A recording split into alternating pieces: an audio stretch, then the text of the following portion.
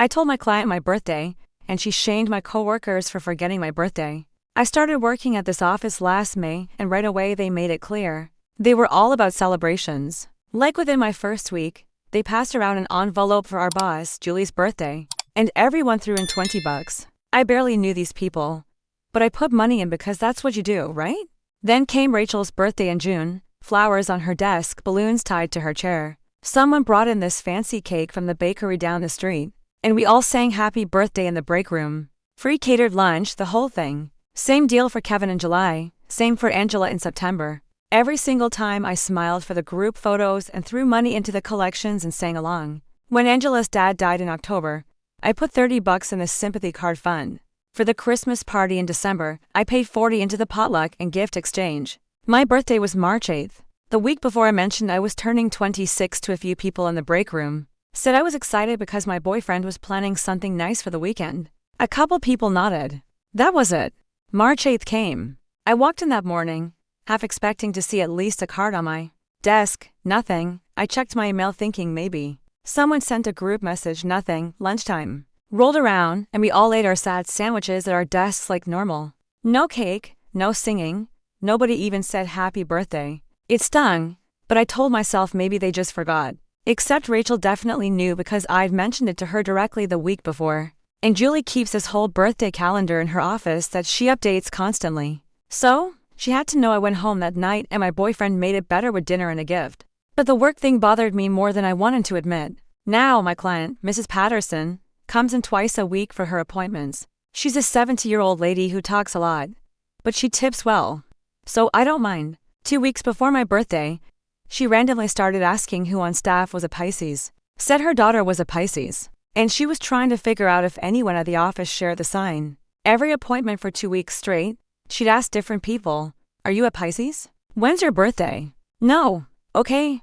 How about you?" The day after my birthday, she came in for her usual Thursday slot.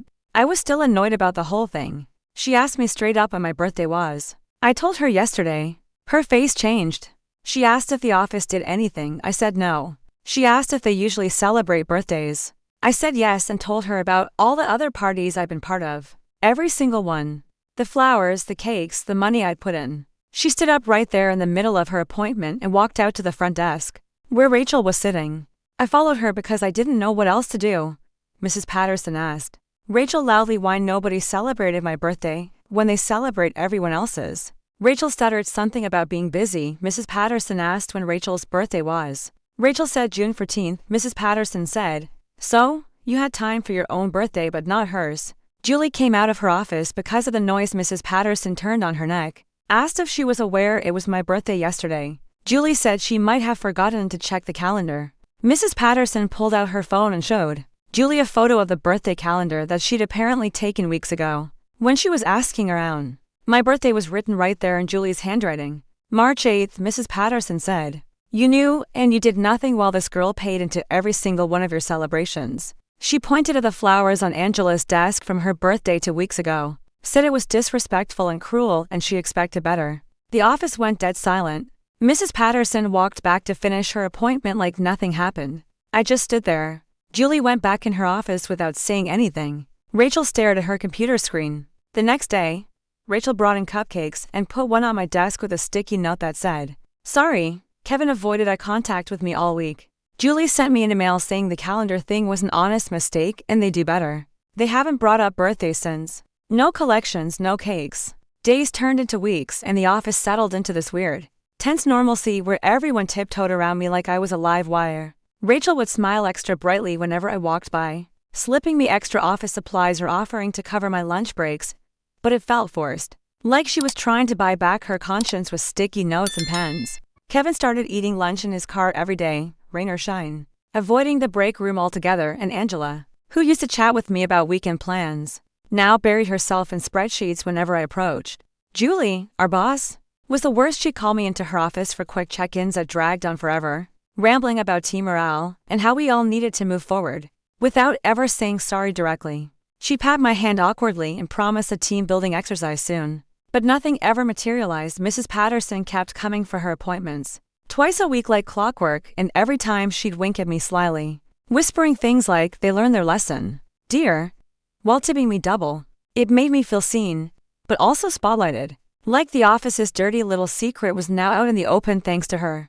I appreciated her fire, but part of me wished she'd never asked about my birthday. The silence before was easier to ignore than this guilty awkwardness. One Friday afternoon, about a month after the incident, things took a sharper turn. I was wrapping up Mrs. Patterson's session when she leaned in close, her voice dropping to a conspiratorial hush. You know, sweetheart, I didn't just snap that photo of the calendar for show. I've been watching this place. Your colleagues aren't just forgetful or cliquey. I heard them talking last week about a secret happy hour for Julie's promotion next month. No invite for the new girl. I suppose. My stomach twisted. Julie's promotion. She'd mentioned something vague about big news, but nothing concrete. Mrs. Patterson pressed a business card into my hand. Her daughter's a HR consultant named Elena Patterson. Call her. Tell her what happened. Offices like this need a wake-up call from the outside. I pocketed it, unsure. But that night at home with my boyfriend listening over takeout, I dialed Elena. She was sharp, no nonsense, and laughed when I recounted the story. Classic passive-aggressive exclusion, she said. Send me the details, anonymously if you want. I can audit their policies pro bono. I hesitated, but the resentment bubbled up. The money I'd thrown into envelopes, the songs I'd sung off-key, the sympathy cards for people I barely knew. By Monday, I'd emailed Elena everything, dates, photos I'd snapped discreetly of the birthday setups, even receipts from the potlucks. She moved fast. 2 days later, during our weekly staff meeting, Julie's phone buzzed incessantly. Her face drained of color as she excused herself. We all pretended not to notice, but whispers started. Rachel fidgeted with her necklace. Kevin stared at the floor. When Julie returned, her voice was clipped. Team. It seems we've been contacted by a third party regarding our celebration practices. They're recommending mandatory inclusivity training. Mandatory. The room erupted in murmurs. Angela shot me a glare accusing, like I'd orchestrated it all. But I hadn't said a word to them. Mrs. Patterson's influence rippled outward. That same week, she arrived with her daughter Elena in tow. For a consultation on office ergonomics, she announced loudly at the front desk. Elena, polished in a blazer and heels, toured the space, notepad in hand, asking pointed questions about team events, budgets, and participation records. Julie squirmed through it all, promising changes. By Friday, posters went up. Inclusivity workshop, next week. All staff required. The office Christmas decorations stay boxed. No one dared suggest a party. But the backlash simmered. Rachel cornered me in the bathroom that afternoon, her voice a harsh whisper. Was it you? Calling in the cavalry like that? We're a family here, you know. You didn't have to go nuclear. I stared at her, stunned.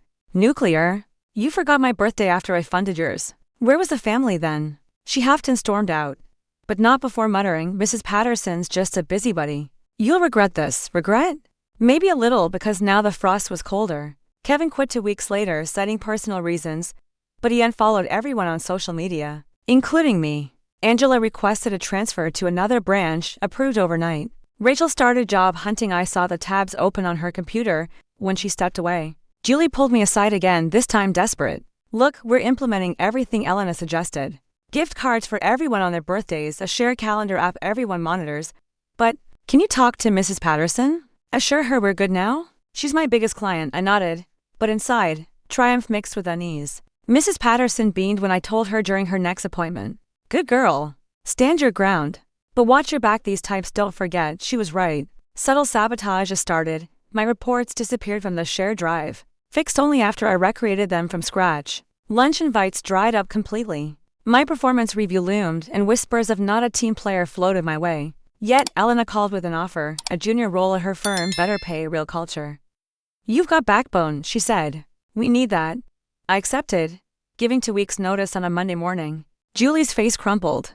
But the training hasn't even started. Rachel slammed a drawer. The office, once buzzing with forced cheer, now felt hollow. On my last day, Mrs. Patterson arrived early, pressing an envelope into my hand, a generous bonus check and a note. Pisces shine brightest alone. Happy belated birthday. As I walked out, boyfriend waiting with the car, I glanced back. Balloons deflated in the trash. Envelopes gathered dust. They'd celebrate again eventually, without me. And that stung less than being forgotten. Story to a few hours before my wedding. I got a message from my brother. Don't go to your wedding. Check your wife's closet. At first, I thought it was a joke. But when I opened the closet door, I was speechless. Chapter 1, the text that shattered everything. The morning of my wedding, I woke up feeling strangely calm. My tuxedo was ironed. The venue was prepped. My best man, my older brother Eric, had just texted me that he picked out the rings. Everything seemed in order until 10:47 a.m. That's when my phone buzzed again. Another message from Eric. But this one wasn't about rings. Eric, don't go to your wedding. Check her closet. Now I blinked at the screen. Was this a joke? I texted back me. Dude, what? No reply. I waited a few minutes, called straight to voicemail. At first, I laughed it off. Maybe he was messing with me. Nerves were normal. Maybe he was trying to prank me into one last test of trust. We always joked darkly growing up. But something about his tone. It wasn't playful. It was urgent. I stared at the screen for a long moment. Then I looked at the clock. 3 hours until the ceremony. With a knot forming in my gut, I walked across the apartment to the bedroom, our bedroom. Everything in that room screamed of her. White silk robe on the chair, perfume bottle on the dresser, the wedding invitation pinned to the mirror with a little heart. I approached her closet slowly. Hand on the handle, hesitation. What was I expecting? Nothing, right? But when I opened it, my breath caught in my throat. Behind her row of neatly pressed dresses hidden in the far back was a shoebox. Not a normal one. It had duct tape around the edges like it had been opened and resealed many times. Inside were photos. Dozens of them. Photos of her and him, her ex. The same ex she swore she hadn't spoken to in years. Some were candid. Some were clearly taken in hotel rooms. Recent hotel rooms. The timestamps matched weekends she told me she was visiting her mother. I felt my knees buckle slightly. But there was more, a handwritten note half crumpled on hotel stationery. I wish we didn't have to hide, but soon he'll be out of the way, and it'll just be us again. I staggered back from the closet like I'd touched a live wire. Everything we had built, the laughter, the wedding planning, the vows we wrote together. It all collapsed in an instant, and Eric knew. Which meant there was more to this than just betrayal. Much more. Chapter 2, the second betrayal. My hands were shaking. I sat on the edge of the bed, shoebox at my feet. Those photos still scattered across the floor like the ashes of a dream. Her smile in every picture felt like a taunt now. A cruel performance I paid for in love and loyalty. I called Eric again. This time, he picked up. His voice was low, almost strained. Did you check it? Yes, my voice cracked. How long have you known? A long pause. Long enough, he said. I stood, fury rising in my chest. Why didn't you tell me earlier? We could have stopped this weeks ago, months ago. Because, he said, I didn't have proof until this morning, and when I found it, I ran out of time. That stopped me cold. What do you mean? Eric exhaled. Listen, I wasn't supposed to find it. Her ex, the guy in the photos, he reached out to her. I intercepted the message. It was explicit. Too explicit to be a first-time thing. That's when I started digging. Where did you find it? I asked, feeling the nausea set in. Her laptop, he said. She left it open when she went to meet the florist last week. You remember the night you got that weird stomach bug? I remembered. I thought I'd eaten something bad. Now I wasn't so sure, dude. Eric's voice dropped. You need to sit down for this. I already was. She was planning to elope with him after the wedding. The room spun. She was going to marry you, collect the gifts, enjoy the honeymoon, drain your joint account, and then disappear. My mouth went dry. She has a secret account, he continued. I found wire transfers from your credit card to a savings account under a fake business name. I don't know how long she's been skimming, but it's in the tens of thousands. The betrayal wasn't just romantic. It was financial. It was psychological. It was total. She wanted a wedding for show, Eric added. A fairy tale photo shoot to cover up what she really is. A manipulator, a con artist, a fraud in white silk. That's when I stood up calmly, silently. Dead inside, cancel the wedding. Eric asked. No. I said coldly. We don't cancel. That's what she'd expect. Instead, I would let her walk right into her own destruction, smiling, dressed in white, surrounded by everyone she had fooled. And then I pulled the curtain. Step 1, secure the evidence. I copied everything Eric had found, emails, photos, bank transfers, onto flash drives. One I locked in a fireproof safe in my studio. The other I tucked into my inside suit pocket just in case she tried to spin the narrative. When things exploded. Step 2, the guest list edit. I made some late-night calls to key guests, my lawyer, my boss, my uncle who served as a judge. Did they need to be there? Number. But would their presence make the fallout ignorable? Absolutely. I also asked Eric to see her ex's girlfriend. Yes, she existed. At a prime table near the aisle. She'd been cheated on, too. She was more than willing to help me crash the masquerade. Step 3, the backup venue. I called a close friend who managed a downtown lounge with a large private event room. Told him I might need a place for a post-W gathering. emphasized it had to be discreet. He owed me a favor, said yes. And just like that, the war room was ready. Step 4, the vows. This was the hardest part.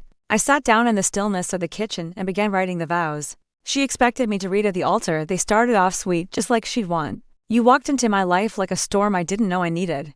But by the third paragraph, it turned. And now, standing before our friends, I can't wait to show them exactly who you are. The day of the wedding. She didn't suspect a thing. She floated around in her robe, sipping champagne with her bridesmaids, grinning like the world was hers. She kissed my cheek and whispered, "Soon you'll be mine forever." I smiled back. "You have no idea," I whispered. The guests arrived. Cameras flashed. Music swelled. And as she walked down the aisle, all eyes turned to her. The glowing bride, the picture of purity. She didn't notice the judge in the second row, or the banker with the fraud department in the back, or her ex's girlfriend clutching a photo album. But she'd see them soon enough because what was supposed to be her dream day was about to become a full-blown expose. Chapter 4. The wedding that wasn't. The music swelled as she reached the altar. She looked radiant, almost angelic in her designer gown, her cheeks flushed with excitement. Her eyes locked onto mine, and she gave that same smug smile I'd once found charming. The officiant cleared his throat and began, "Dearly beloved," but I barely heard a word. My heart wasn't racing. It was steady, focused. When the officiant nodded to me, signaling it was time for my vows, I stepped forward, holding the small card I had written days earlier. Jessica beamed, expecting the words she dreamed of since a ring hit her finger. I took a deep breath.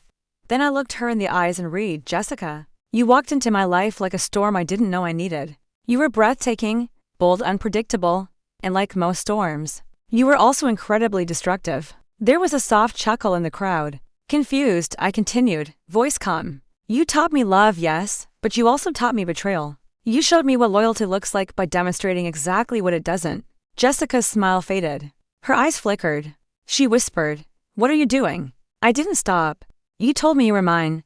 But while I built us a future, you were busy sneaking around with a man who couldn't even look me in the eye, who couldn't show his face today because he knows what's coming." Now the crowd shifted. Murmurs, phones rising. "I was going to marry you until 4 nights ago, when your ex's girlfriend sent me the video of you two in a hotel suite, time-stamped. On the night of your bridal spa day," a gasp erupted. Her mother clutched her pearls. Jessica turned ghostly white. "This isn't a wedding anymore. It's a goodbye party. And since you so desperately wanted everyone here, I figured they deserve to know who you really are." She tried to grab the mic. I stepped back. 2 ushers, both friends, stood between her and the exit. Her ex's girlfriend walked up the aisle and placed a framed photo on the altar. Jessica kissing her ex in bed. Cameras clicked. Someone in the back yelled, "Holy SH." I turned to the crowd. For anyone wondering, yes, the venue's paid for. Dinner is served. But the bride and I won't be staying. She has a lot of explaining to do. And me? I've got a lounge reserved across town where I'll be celebrating my freedom. Then I walked out straight down the aisle. No tears, no fight, no hesitation. Jessica collapsed into a pew, sobbing and begging. But I didn't turn around. Outside, my car was waiting. Eric handed me a glass of champagne. "Ready?" he asked. I nodded. "Let's go." Chapter 5, The Aftermath. A lesson in ruin. By the time I reached the hotel lounge across town, the video had already hit social media. The speech, the framed photo on the altar, Jessica's breakdown in front of hundreds. It was everywhere. Reddit, TikTok, even a local news blog titled it "The Groom Who Canceled His Wedding with a Mic Drop." And people loved it. Her world burning. By Monday morning, Jessica had lost her job. She was a corporate PR manager, meaning optics mattered. HR had received multiple complaints about her lack of integrity and moral fitness. They couldn't afford the scandal. She was quietly let go. Her apartment paid in part by me. The lease in my name. She was served an eviction notice within days. Even her affair partner had ghosted her. Turned out he was already in trouble with his own fiancée, who had also received a copy of the photos. They both vanished into shame. Jessica had no one. Meanwhile, I moved forward. My boss, who watched the wedding video, offered me a promotion. Said he admired the way I handled betrayal with class and control. I accepted a new job, new apartment, therapy, peace. I even started casually seeing someone. Quiet, gentle, real. She didn't compare herself to anyone. She just showed up fully, something Jessica never did. The final message. About 3 months after the wedding bombshell, I received a long email from Jessica. Subject, "Please just read. I know I destroyed everything. I made the worst mistake of my life. I thought I could have both of you, and in the end, I lost everything. I lost you. Please, I'm just coffee." One chance to say sorry in person. I didn't reply. Instead, I forwarded the email to my lawyer and added a single line. Block her permanently. Epilogue. Revenge done right. Revenge doesn't have to be loud. It doesn't need fists, screaming matches, or drama. Sometimes the most lethal revenge is letting someone destroy themselves. With the rope they handed you, Jessica gave me all the rope I needed. All I did was tie the knot. And when the world watched her unravel, I simply smiled. The lesson: don't mistake kindness for weakness. Don't confuse silence for submission. And never assume your lies will stay buried. Because when truth wakes up, it buries you. Was this revenge perfectly justified? Tell us what you would have done in the comments below. Like the story, share it with someone who needs this energy. And subscribe to Revenge for more jaw-dropping tales of betrayal and justice, because here, every lie has its reckoning, and every betrayal finds its shadow. Stay sharp, stay strong, and stay tuned.